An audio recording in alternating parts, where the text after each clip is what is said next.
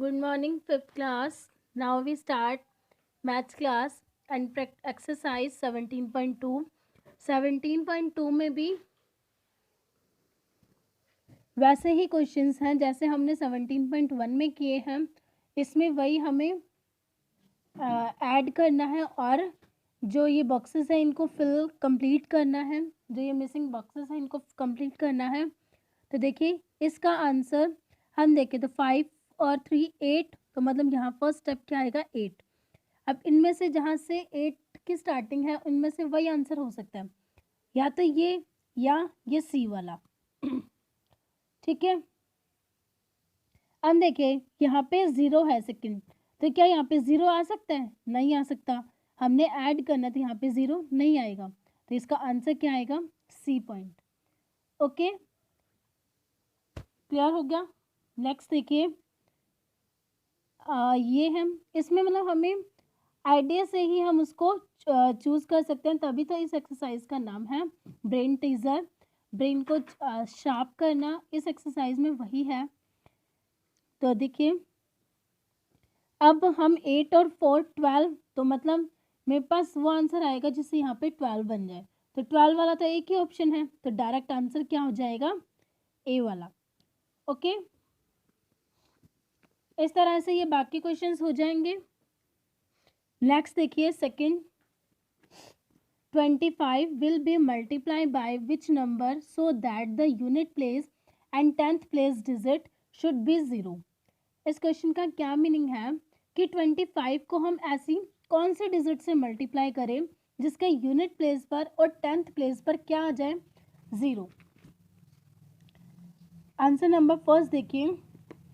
मैंने 25 को मैं किससे मल्टीप्लाई करूं कि मेरे पास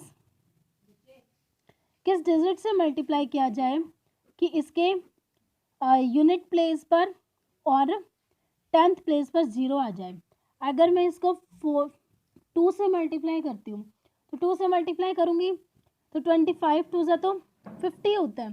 तो मतलब इसके सिर्फ यूनिट प्लेस पर ही 0 आया. हमें 10th प्लेस पर भी चाहिए, तो हम इसको किससे मल्टीप्लाई करेंगे? 4 से. 4 से मल्टीप्लाई करने पर क्या आ जाएगा मेरे पास? 100. तो इसके यूनिट और फर्स्ट प्लेस पर क्या आ गया? यूनिट और 10th प्लेस पर 0 आ गया. तो इसका आंसर क्या हो जाएगा? 4. और 4 के बाद और क्या हो जाएगा? 8. ओके, क्वेश्चन क्लियर हो गया.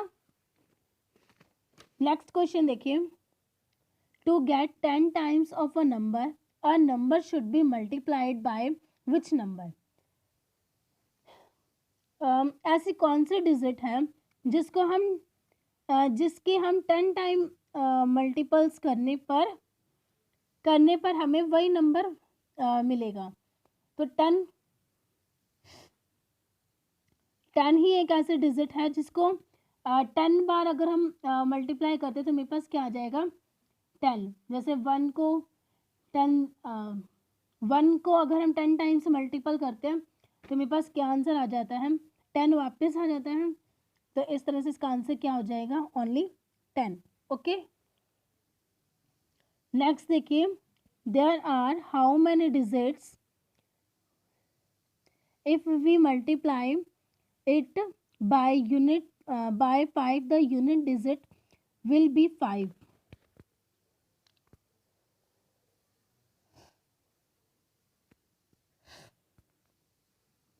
फाइव को हम ऐसी कौन से डिजिट से मल्टीप्लाई करें जिससे उसके यूनिट वाले पोजीशन पर भी क्या आएगा? 5 ही आएगा. तो 5 को हम मतलब 5 से कितनी भी डिजिट से मल्टीप्लाई कर सकते हैं. हम 5 को 5 से करेंगे तो अभी मेरे पास क्या आएगा? यूनिट वाली पोजीशन पे क्या आ जाएगा? वापस 5. और 5 के अलावा भी तो ऐसे डिजिट्स हैं जिनको हम मल्टीप्लाई करने पर हमारे पास यूनिट पोजीशन पर क्या आएगा? 5 ही आएगा.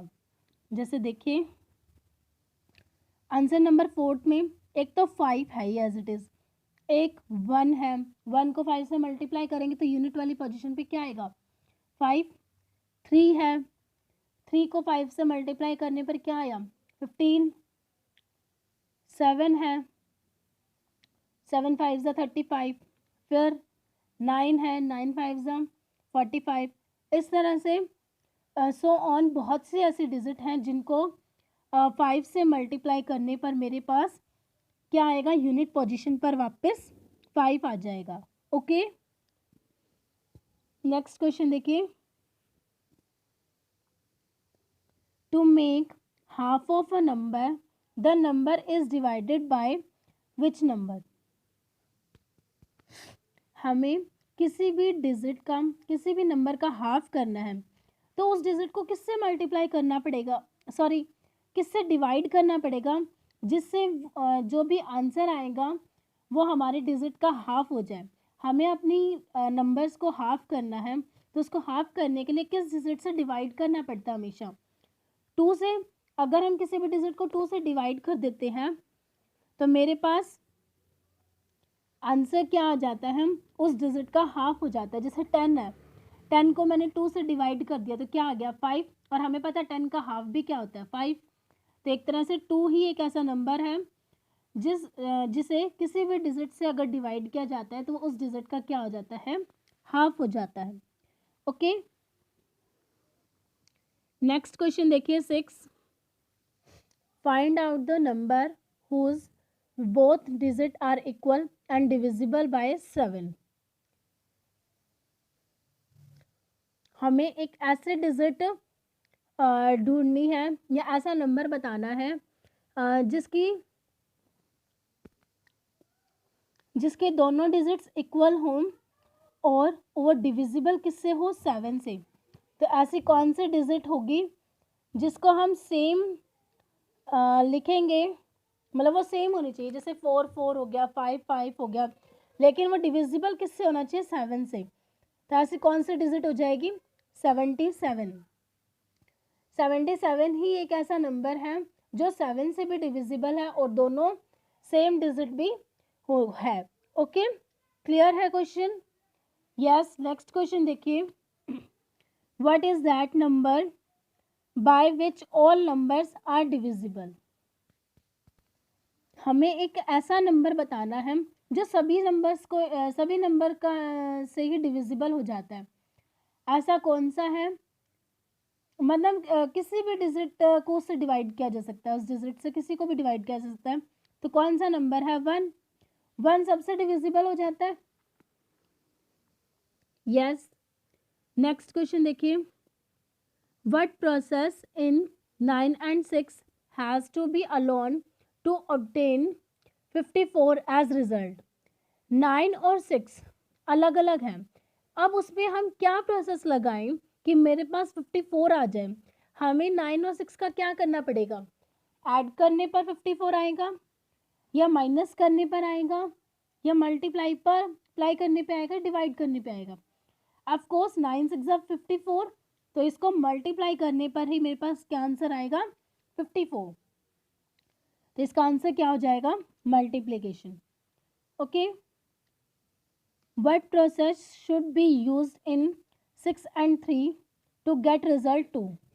अब हम 6 और 3 लेते हैं और इसमें ऐसा क्या करें कि मेरे पास आंसर क्या आ जाए, 2।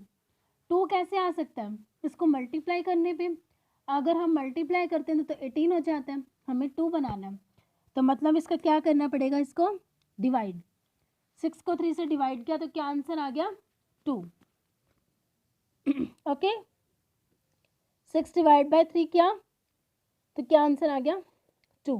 ओके, तो हमें यहाँ पे क्या लिखना है, डिवाइड ओनली। ठीक है, नेक्स्ट क्वेश्चन देखिए 10th, what is that number if we multiply a number by it result is always 0। ऐसे कौन से डिजिट है जिसको मल्टीप्लाई करने पर मेरे पास हमेशा 0 ही आंसर आता है। क्या आंसर आएगा इसका, ऑफ कोर्स 0, क्योंकि 0 को किसी भी डिजिट से मल्टीप्लाई कर दो हमेशा आंसर मेरे पास क्या रहेगा, 0। ओके, नेक्स्ट क्वेश्चन है, what is the smallest 2 digit number which is divisible by 2 and 3। हमें वह स्मॉलेस्ट डिजिट फाइंड करनी है 2 डिजिट नंबर की जो 2 और 3 दोनों से डिविजिबल हो। अब देखिए 2 डिजिट नंबर मेरे पास कौन से हो गए, 10 से स्टार्ट होंगे। 10 2 डिजिट नंबर कौन से हो गए मेरे पास,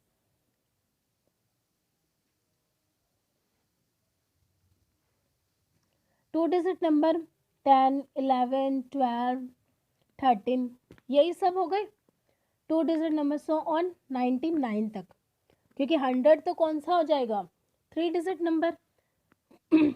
तब देखिए क्या 10 2 और 3 दोनों का डिविजिबल है, नहीं। 11 दोनों का ही नहीं है, तो मेरे पास कौन सी आ गई, 12।